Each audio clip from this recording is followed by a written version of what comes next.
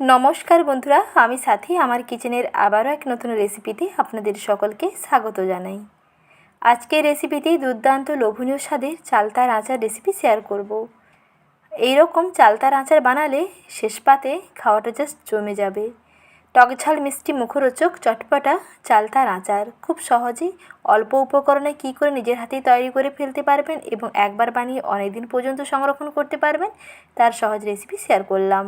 তাই video skip না করে শেষ পর্যন্ত দেখে নেওয়ার অনুরোধ থাকলো। আশা করি খুবই ভালো লাগবে। চালতার আচার তৈরি করতে প্রথমেই নিয়ে নিয়েছি, দেখুন এখানে একটা চালতা। প্রথমে চালতার এই যে খোলগুলোকে ছাড়িয়ে নিতে হবে। প্রথমত এইরকম খোলগুলোকে আলাদা করে নেবেন এবং ভেতরের যে বীজগুলো থাকে এবং যে শাঁসযুক্ত অংশটা থাকে ওটাকে বাদ দিয়ে দেবেন। এই রকম খোলগুলোকে প্রথমে দেখুন আলাদা করে নিয়েছি। এখন এই উপরের খোসাটাকেও ভালো করে ছাড়িয়ে নেব এবং ভেতরের একটা অংশ থাকে এরকম পাতলা করে আঁশের মতন, এটাকেও ছাড়িয়ে নিতে হবে। তারপরে এইরকম দেখুন লম্বা লম্বা করে কেটে নিয়েছি। প্রথমে চালতার খোসাটাকে ছাড়িয়ে নিই, তারপরে এরকম লম্বা লম্বা এবং পুরু করে কেটে নিতে হবে। এখানে মিডিয়াম সাইজে দুটো চালতা কেটে নিয়েছি। সেই পরিমাপ দেখে এখানে উপকরণগুলো আমি দিয়ে দিচ্ছি। যদি চালতার পরিমাণ বাড়ে অবশ্যই তাহলে মশলার পরিমাণটা একটু বাড়াবেন। প্রথমে জলের মধ্যে দিয়ে দিলাম হাফ চামচ লবণ এবং হাফ চামচ হলুদ গুঁড়ো। নুন ও হলুদ জলে চালতাগুলোকে প্রায় 2 মিনিট মতন সেদ্ধ করে নেব। এর থেকে বেশি কিন্তু সেদ্ধ করব না, তাহলে কিন্তু চালতাগুলো বেশি নরম হয়ে যাবে। বেশি নরম হয়ে গেলে কিন্তু আচারটা বেশি খেতে ভালো লাগবে না, একেবারে ঘেঁটে যাবে। তাই 2 মিনিট মতন একটু সেদ্ধ করে নিতে হবে। এতে নুন ও হলুদটা চালতার গায়ে বেশ ভালোভাবে ঢুকে যাবে এবং চালতার একটা টক ভাব থাকে, সেই টক ভাবটাও দেখবেন অনেকটা চলে যাবে। এই টক জলটাকে বাদ দিয়ে দিতে হবে। এইভাবে 2 মিনিট মতন সেদ্ধ করে নিয়েছি।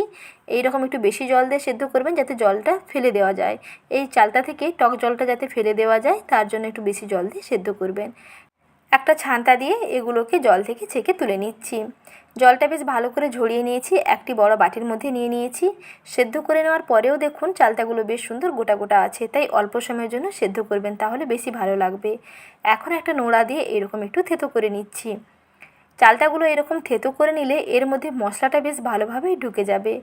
অল্প সময়ের মধ্যে খুবই টেস্টি এবং মিষ্টি মিষ্টি একটা আচার তৈরি করে নিতে পারবেন। তার জন্য চালতাগুলোকে একটু নোড়া দিয়ে এরকম প্রথমে একটু থেতো করে নেবেন। কিছুক্ষণ থেতো করে নেওয়ার পরে দেখুন মোটামুটি দেখুন এইরকম বেশ সুন্দর থেতো করে নিয়েছি। এর থেকে বেশি কিন্তু আর থেতো করব না। এখন এগুলোকে আচার তৈরি করে নিচ্ছি। পরের প্রসেসে চলে যাচ্ছি। আচার তৈরি করে নেওয়ার জন্য কী কী মশলা নিয়েছি দেখিয়ে দিচ্ছি। নিয়েছি 5 থেকে 6টা শুকনো লঙ্কা, তারপরে নিচ্ছি 2 চামচ গোটা জিরে, 2 চামচ গোটা ধনে এবং 1 চামচ গোটা 5 ফোড়ন। এখানে মিডিয়াম সাইজে দুটো চালতার ক্ষেত্রে এই মশলাগুলো দিচ্ছি। যদি চালতার পরিমাণ বাড়ে তাহলে কিন্তু এই মশলার পরিমাণটা একটু বাড়াতে হবে।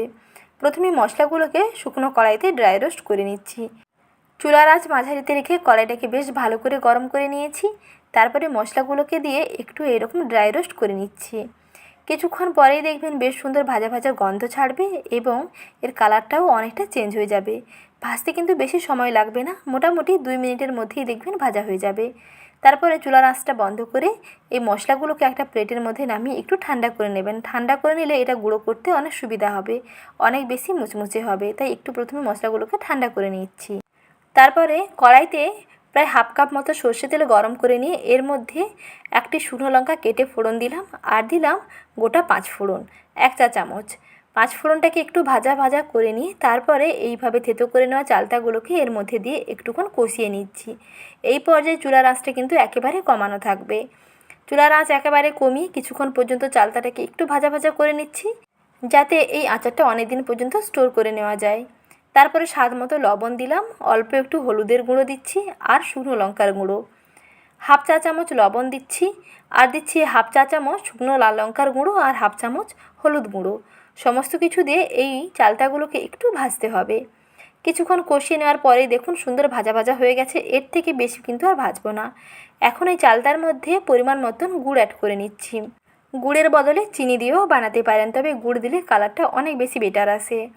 এখানে আমি 100 গ্রাম মতন আখের গুড় দিলাম, তারপরে অল্প একটু জল দিয়ে দিচ্ছি আর দেব প্রায় 1 টেবিল চামচ মতো খেজুরের গুড়।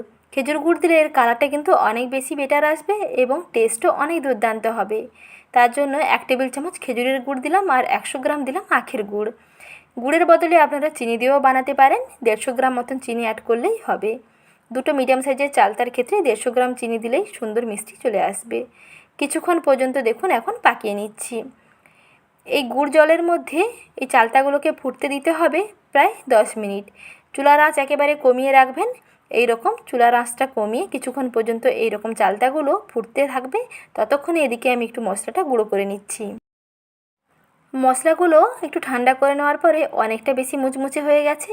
এখন এগুলো শিলনোড়ায়ও সুন্দর করে আধা ভাঙা করে গুঁড়ো করে নিতে পারেন, আর না হলে এইরকম যদি একটা গ্রাইন্ডার দিয়ে গুঁড়ো করেন তাহলে গ্রাইন্ডারটাকে জাস্ট একবার ঘুরিয়ে দিলে যেমন গুঁড়ো হয় তেমন করে গুঁড়ো করবেন। এর থেকে বেশি কিন্তু একেবারে পাউডার করে গুঁড়ো করার দরকার নেই। এইভাবে আচারি মশলা রেডি করতে হবে। এখন দেখুন গুড় জলের মধ্যে ফুটে যাওয়ার পরে চালতার কালারটা কিন্তু অনেকটা সুন্দর চেঞ্জ হয়ে গেছে। চালতাগুলো অনেকটা ট্রান্সপারেন্ট হয়ে গেছে। এই পর্যায়ে আমি মশলাটা অ্যাড করছি। যতটা মশলা তৈরি করে নিয়েছিলাম প্রথমে 3 ভাগ দিয়ে দেব। 3 ভাগ মশলা দিয়ে কিছুক্ষণ পর্যন্ত ফোটাতে হবে। আর সবশেষে চুলার আঁচটা হয় বন্ধ করে দিয়ে, না হলে জাস্ট নামানোর একটু আগেই এখানে আপনি আর 1 ভাগ মশলা অ্যাড করবেন। তাহলে আচারের মশলার সেন্টটা অনেক বেশি দুর্দান্ত লাগে। প্রথমে এইরকম 3 ভাগ মশলা দিয়ে দেবেন, তারপরে কিছুক্ষণ পর্যন্ত ফোটাবেন। যখন দেখবেন যে গুড়ের পাকটা বেশ সুন্দর চিটচিটে হয়ে আসছে এবং অনেকটা ঘন হয়ে আসছে, আর চালতার কালারটাও সুন্দর হয়ে যাচ্ছে এবং অনেকটা ট্রান্সপারেন্ট হয়ে যাচ্ছে, তখন বুঝতে পারবেন যে আচারটা প্রায় হয়ে আসছে। আর এগুলো যদি আপনি অনেক দিন পর্যন্ত স্টোর করে রাখতে চান তাহলে এর মধ্যে আপনি 1 টেবিল চামচ মতন ভিনিগার অ্যাড করুন। 1 টেবিল চামচ ভিনিগার দিলে দেখবেন এই আচার আপনি 1 বছরের বেশিও সংরক্ষণ করে খেতে পারবেন। আর এইভাবে যখন রান্না করবেন আচারটা কিন্তু একেবারে শুকনো শুকনো করে রান্না করবেন। গ্রেভি একটুও থাকবে না। কিছুক্ষণ এইরকম কষাতে কষাতে বেশ সুন্দর এইরকম চিটচিটে হয়ে যাবে।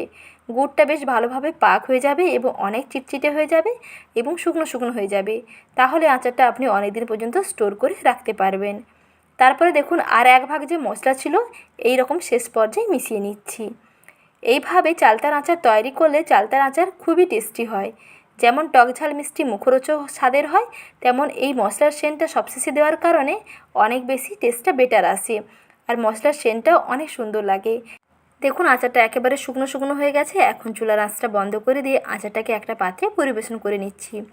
এই আচার আপনি ঠান্ডা করে নিয়ে তারপরে একটা কাঁচের বয়ামে ভরে রেখে দিন। 6 মাসের বেশি দেখবেন ভালো থাকবে।